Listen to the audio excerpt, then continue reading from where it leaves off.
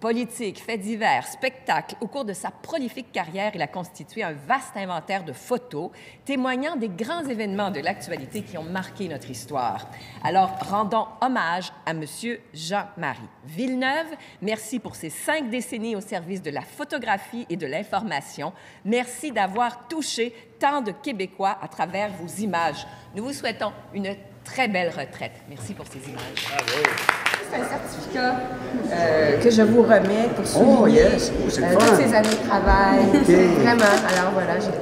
C'est gentil. Wow. Pour moi, c'est comme une accréditation de notre métier de photographe de presse au cours de ces années-là. C'est comme ça donne une crédibilité à notre métier. Puis c'est pas juste moi, là, c'est tous les copains, mes amis qui travaillent dans d'autres médias qui n'ont pas la même page, la même une que nous autres, mais la presse, dans les Québec, on est inclus là-dedans parce qu'on a une grande confrérie. Fait que je le partage un petit peu avec tous mes chums qui ont fait ce métier-là avec passion et amour beaucoup. Il y a des événements comme, je sais pas, les funérailles de René Lévesque. Je me rappelle, j'ai couvert ça. J'ai même couvert les funérailles de Jean Lesage aussi. Beaucoup de gens comme ça qui disparaissaient comme ça avec toute leur expertise. J'ai aimé beaucoup d'entrevues, Félix Leclerc, quand j'avais passé une couple d'heures chez lui à l'île d'Orléans. Après ça, il y a plein de choses. Sommet des Amériques, Victoriaville, il y a 4-5 ans, quand M. Charest avait pris la parole, ça avait été quasiment une guerre civile. J'étais là. Après ça, un tour, une balade en snowboard.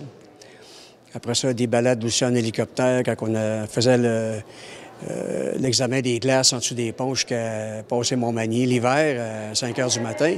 Les combats de boxe de Stevenson dernièrement qui est devenu quasiment... qui a passé 2-3 mois dans le coma. Fait que à chaque événement, ça a toute une histoire. Puis moi, j'en retire que c'est très valorisant de faire ça. Avec le Soleil, ça t'a permis de vivre plusieurs choses, dans le fond, au cours de ces années-là. Oui. Moi, j'ai jamais eu l'impression d'aller travailler. J'avais toujours l'impression d'aller m'amuser. Puis je savais jamais ce que je faisais. Puis c'était pas une job de fonctionnaire, style le dîner à midi, non, ça pouvait durer des... Tu sais, il n'y avait pas d'heure là-dedans. On allait manger quand on avait nos images, puis les photos, ça se mérite. Moi, je me rappelle le petit gars que j'ai photographié au lac Mégantic. Après 3-4 mois, après le drame là, des wagons qui ont pris feu, là, il y avait un petit jeune qui s'en venait vers moi de loin, je l'avais remarqué, avec une voie, il y avait une voie ferrée. Et en background, il y avait un camion citerne qui était marqué « vide » dessus. Et j'ai vu le petit gars s'en venir avec son chien. Il y avait un beau labrador, puis il a traversé la voie ferrée. Puis moi, je disais, ça, c'est l'espoir. Que le monde va être meilleur après ça. Il a fallu que je parle au père avant de publier.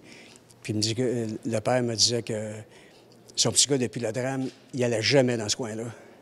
Ça veut dire que le temps guérit les blessures, là. Mais c'est un métier qu'il faut toujours être alerte, toujours les yeux ouverts, parce que les images, ça se mérite, je l'ai toujours dit, là. Des fois, c'est plus facile que d'autres. Mais c'est très valorisant de faire ça. D'être publié, c'est encore plus.